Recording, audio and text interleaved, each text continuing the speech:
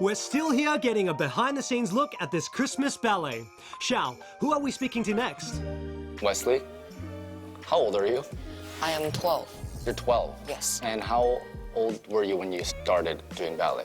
Do you remember? I was about 2 and 3, yeah, something like that. So starting at 2, that's very impressive. And so did you just naturally kind of fall in love with ballet, or was it something you saw as a kid that made you want to do it? I had friends, so they had a class for ballet, and they really wanted me to try for like fun. And then I started liking it, and then going to... You just kind of continued Yes. on. And so what is your role in this production? What is your character? I'm going to be, in party scene, I'm going to be elegant boy. Elegant boy. Yeah, in Act 1. And jockeys in Act 2.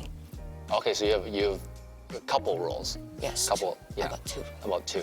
And is there a particular part in this show that is your favorite? It doesn't have to be a part that you're in, maybe just, I'm sure you've seen it from beginning to end. Is there a part that you really, really enjoy watching?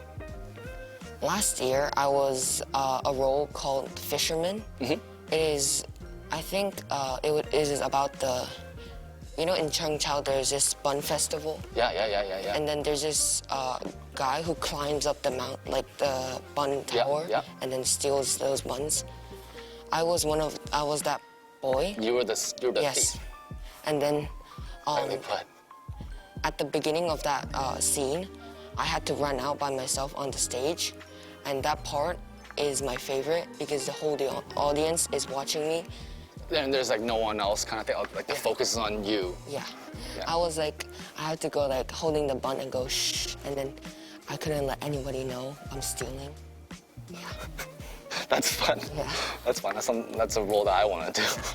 That's great. Also, my primary school and secondary school also supported me. Yes. The whole school. Yes. You're like a superstar. The principal, like on the internet, she posted about me to come watch me. Oh, and so during that stealing scene, you probably had a great, you know, a lot of people saw you do your bun stealing, and that was your moment. That's amazing. Knowing that you have to work every Christmas and throughout the holidays, does this kind of become your family's tradition? Do they come and support you every Christmas and watch the show, and then maybe after the show you guys do something? Yes, actually. For Christmas, it's like the rehearsals are almost like taking over me. So you do have a very busy schedule throughout the holidays, Yes. and with your rehearsal time almost daily and hours at a time, I guess every pocket of time you have that you can spend with your family is very precious and valuable. Yeah. That's great. What's on your wish list this year? Just between you and me, what's on your wish list for Christmas this year? You can tell me. It's actually not a physical thing. Intriguing. Go on. I want the happiness of the audience. And I'm sure with your performance, and I saw a little bit of behind the scenes, some of the rehearsals and the wardrobe and everything. I'm sure you guys, make the audience happy every single time. It's very impressive.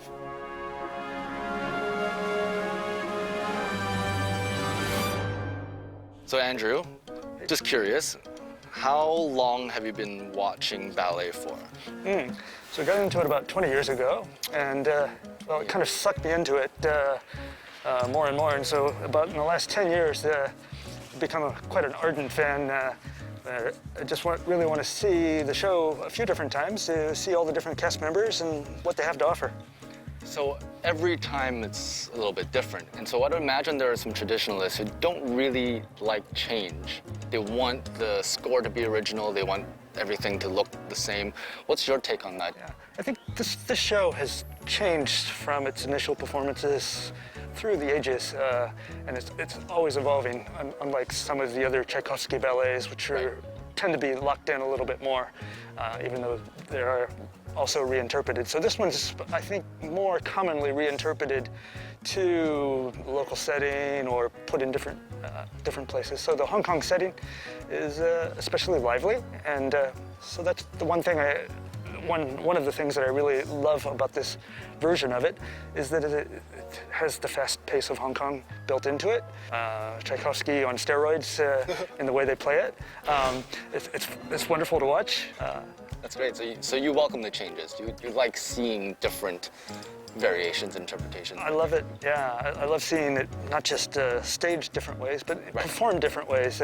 The experienced ballerina will come on and add some poignancy to the beautiful romance. The younger ones will add a playful freshness to it. Almost a different moment, the way the two are interpreting it.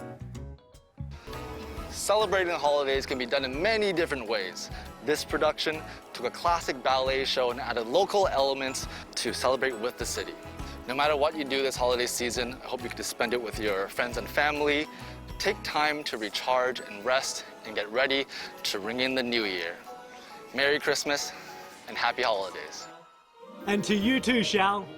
Now, let's fly over to Central, where a massive installation was built inside a shopping mall and is now heating up the city.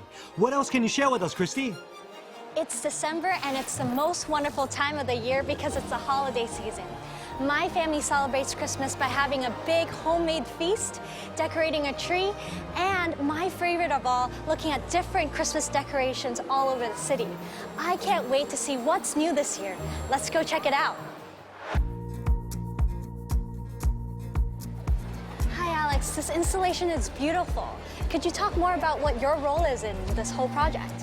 Well, it's really a team project. We get together at the beginning of the year, so 12 months, at least 12 months ago, to look into how we could create the most magical moment at this shopping mall. And at the shopping mall, what we try to do is always share the love and joy of Christmas. Where did you guys get this inspiration from? Because I know you do it every year. Yeah. Well, our inspiration actually comes from our teams. So we have a really diverse team, new colleagues for fresh ideas, as well as experienced ones. And we try to just iterate over and over again until we come up with the most iconic ideas. What is it about this year's installation versus any other year? Well, this is the first year we've created a giant bakery in this destination, and I don't think there's another one in Hong Kong. Right. So we've got 80 of Mrs. Claus's helpers around, 16 different festive attractions, so you could see a massive cookie decoration tree, a giant teapot over there, and we even have a metaverse as part of this installation. Yeah. How did you come up with the idea of incorporating the metaverse as well? Because in real life and in the metaverse. Yeah, well, I mean, I think everyone's interested in digital and everyone's interested in the metaverse. As I said, we've got a lot of young people in our team and they're very front in all these key topics. So all the brands also around you, they wanted to participate. That's why we decided to create a metaverse. This installation is beautiful and there's so many people around here just looking at it. Is there something that you guys would want the spectators to feel when they see this? Absolutely. I mean, the theme this year is love is in the giving. So when people come here, we'd like to experience the joy of giving cookies. And of course, we want families to come and share with their friends and their families together. Hi, Cindy and Paul. Thank you for being with us today. How did you celebrate Christmas before as a child? And have you ever thought of maybe like also doing those traditions with your own child? Actually, when I was young, my parents liked to take me out to look at Christmas installations, especially Christmas lights at night. And we often find it really fascinating because you only see them during Christmas. So I think that's what we want to do with Emmaus as well. I think it's really about family because when I was in the UK as a child, we used to gather for Christmas. Right. I think it's the same here, really. Yeah. It's just on a different day. So Christmas Eve dinner in Hong Kong, and then Christmas Day lunch we have together. Yeah. So as a family, you guys, it's just a family gathering for everyone. Exactly.